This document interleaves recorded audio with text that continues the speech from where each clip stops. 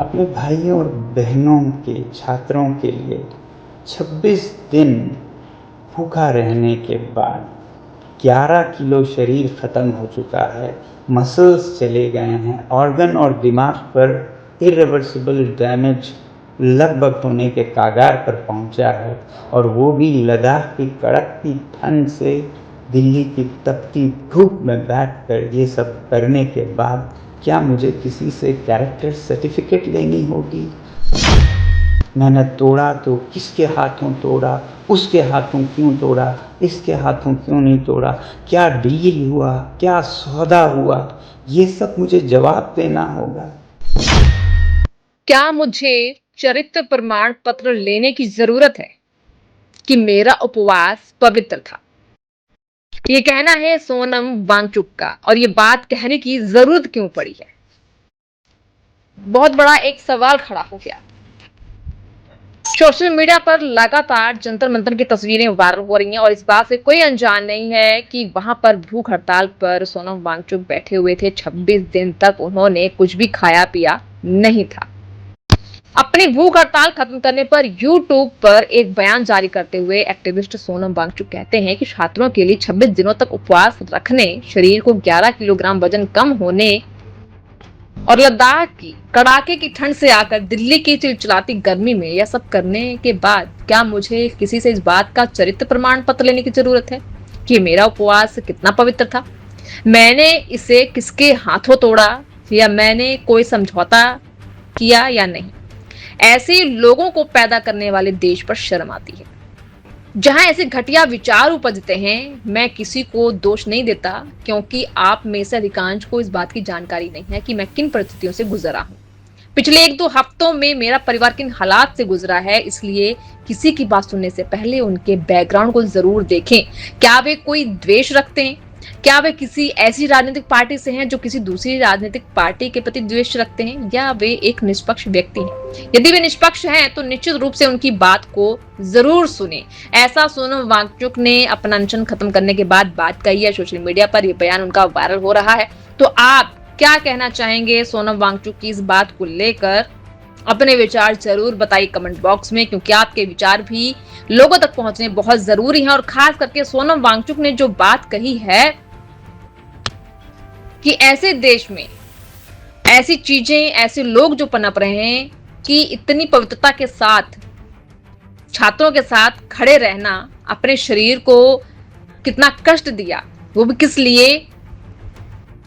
उन छात्रों के लिए जो कड़ी मेहनत से संघर्ष करते हैं, और फिर उनका भविष्य जो है वो इस कदर दांव पे लग जाता है, जिसके लिए उन्होंने ये कदम उठाया था।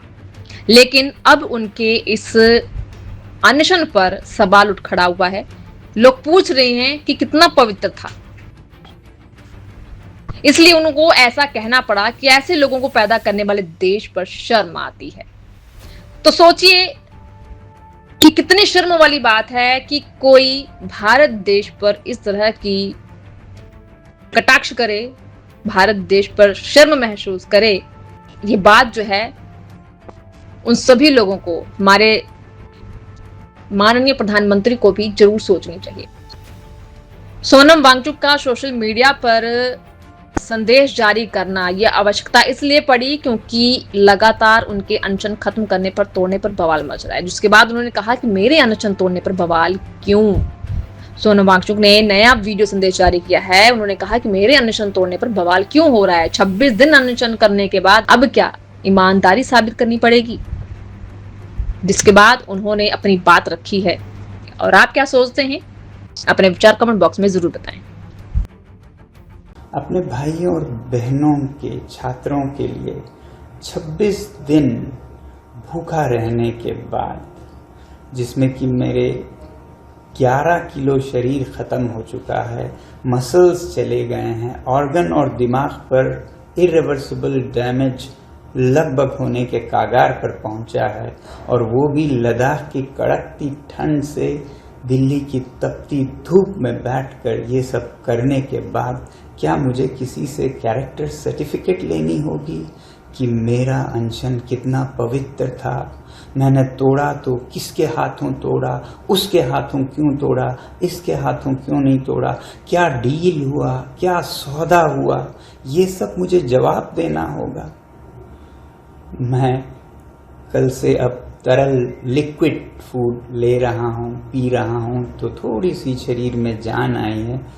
बदकिस्मती से वो जान मुझे इसमें देनी पड़ रही है, दुख के साथ कह रहा हूँ। मगर सुबह से मुझे बहुत से लोग फ़ोन करके या पोस्ट दिखाकर कह रहे हैं कि आप पर बहुत सवाल उठाए जा रहे हैं, आपने इनसे क्यों अनशन तोड़वाया, केंद्रीय मंत्रियों से क्यों नहीं तोड़वाया, किसी और से क्यों नहीं तोड़वाया, क्या डील हुआ है, सौदा हुआ है।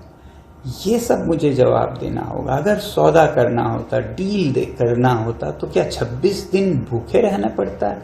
कितनों ने डील किए हैं, आपने देखा होगा। क्या वो इस तरह से डील करते हैं? क्या मैं आलीशान एयर कंडीशन कमरे में बैठ के डील सौदा नहीं कर सकता था? मुझे यहाँ दिल्ली की गर्मी में बाहर रोड साइड पर बैठकर डील करना पड़ता।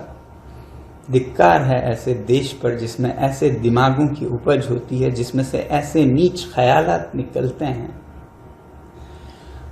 मैं दोष नहीं देता हूँ आप में से ज्यादातर पर, क्योंकि आपको ज्ञान नहीं है, पता नहीं है क्या हालात थे मेरे ऊपर, क्या गुजरा मेरे परिवार पर पिछले 1-2 हफ्ते में। इसलिए आप लोग ऐसा शायद कह रहे हैं, और कुछ लोग शायद जान कर कह रहे हैं, पता है उन्हें। इसलिए पहले बात सुनने से पहले उसका बैकग्राउंड ज़रूर देखिएगा। क्या उन्हें कोई खुंदक है? क्या वो किसी पॉलिटिकल पार्टी से हैं, जिस पॉलिटिकल पार्टी को किसी और पॉलिटिकल पार्टी से कुछ खुंदक है, या वो न्यूट्रल कोई आदमी कह रहे हैं? अगर न्यूट्रल कह रहे हैं तो ज़रूर उनकी बात सुनिएगा और मुझे भी बताइएगा। मैं जवाब देने की अभी भी कोशिश करूँगा, समझें या न समझें, मगर मेरी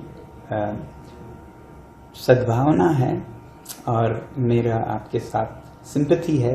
अगर आपको नहीं मालूम है क्या हुआ इन दिनों में और किन हालातों में क्यों अनशन तोड़ा और क्यों इस तरह से तोड़ा,